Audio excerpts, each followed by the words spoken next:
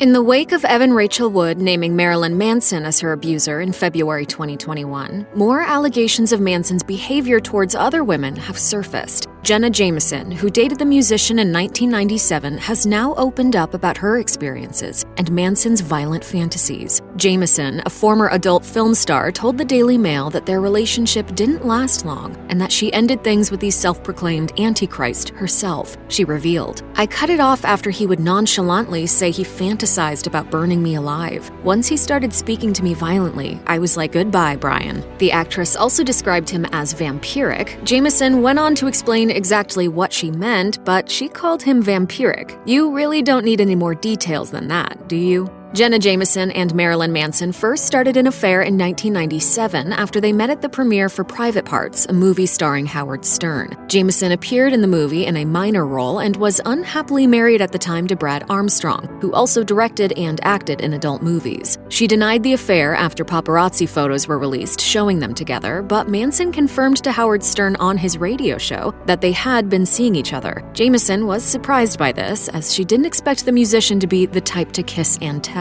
After they broke up, Manson didn't waste much time mourning the relationship, according to Jameson. She told the Daily Mail, "He moved right on. I'm sure he had a lot of choices at that time. It was during his prime." Actress Evan Rachel Wood alleged that Marilyn Manson had horrifically abused her on February 1st, 2021. As the BBC reported, Wood had previously talked about being a survivor of rape and domestic abuse without revealing who her abuser was. In an Instagram post, she wrote, "The name of my abuser is Brian Warner, also known to the world as Marilyn Manson. He started grooming me when I was a teenager and horrifically abused me for years. I was brainwashed and manipulated into submission. I am done living in fear of retaliation, slander, or blackmail. I am here to expose this dangerous man and call out the many industries that have enabled him before he ruins any more lives. I stand with the many victims who will no longer be silent." She started publicly dating the rock musician when she was 19 and he was 36, according to NBC News. In a resurfaced interview from 2009, Manson spoke about their breakup and confessed via Page Six, "I have fantasies every day about smashing her skull in with a sledgehammer." Other women have backed up Wood's allegations against Marilyn Manson. Ashley Walters, who reportedly worked as his assistant, claimed on Instagram that he offered collaborators the chance to sleep with her and frequently became violent toward her to the point that she now suffers from PTSD and depression. Ashley Lindsay Morgan's Instagram post alleged that Manson cut and burned her and that during their relationship she wasn't allowed to eat or sleep or leave the house. Sarah McNeely similarly claimed in an Instagram post that Manson locked her in rooms when she was bad and that he threatened to bash my face in with a baseball bat. And the artist Sour Girl, whose real name is Gabriella, accused Manson on her post of repeatedly sexually assaulting her, cutting her hands with broken glass to make a blood pact, and forcing her to take drugs. Rose McGowan, who also dated Manson for 2 years, tweeted her support for Evan Rachel Wood. "I stand with Evan Rachel Wood and other brave women who have come forward," the Charmed actress wrote. "Let the truth be revealed. Let the healing begin."